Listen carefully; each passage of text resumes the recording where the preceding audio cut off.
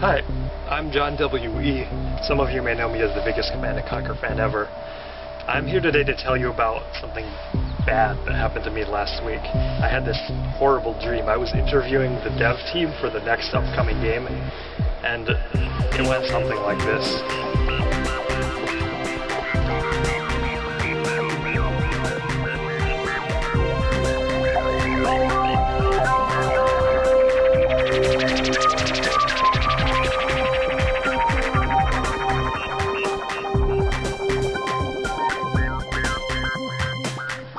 I'm here today with Craig Percy.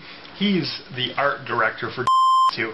So, Craig, nice to meet you. Good to meet you. I've got a question for you. What's 2 going to look like?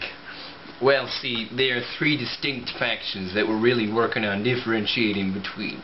And we have 3 teams of art people working on each faction. See, so that's about 9 different teams. We can't really talk between, because they're Chinese, you know.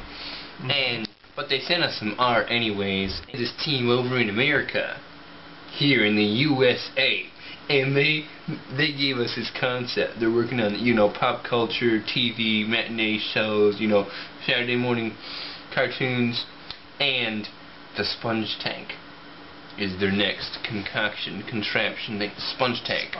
The driver's name is Bob. You get that? Yeah. I get it, yeah. You get that?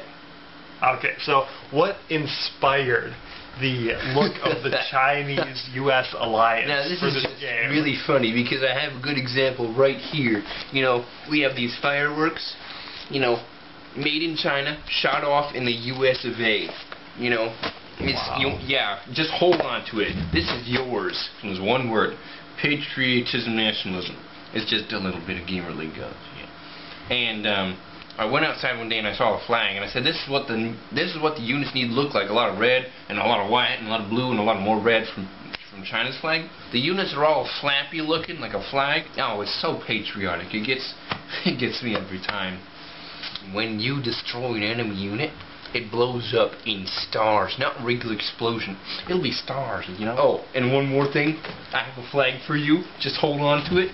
You know, just hold on to it."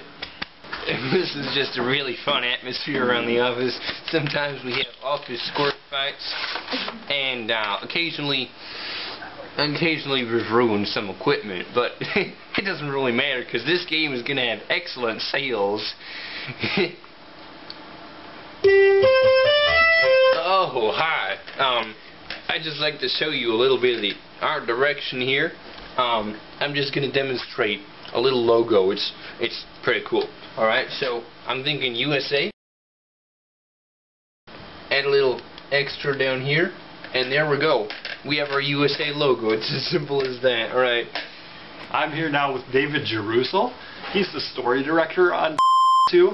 He's sort of a Cinderella story himself. So David, you used to be the janitor here. This is where I think up most of my story ideas.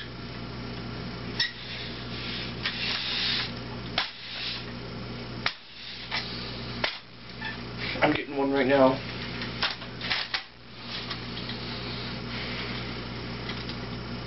Well, what we're really just going for is a really heartfelt, emotional-driven story. Because we have these 2 GIs, and they find this bracelet of power.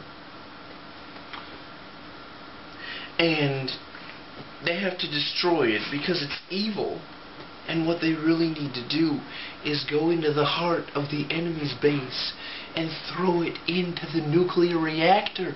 But it's corrupting them, and they just don't know what to do. It's all about that emotional interaction between these GIs, and the commander is involved. It's really touching. How is that actually going to be done on an RTS when you're commanding tanks and... Forget about the tanks. This is all about this story.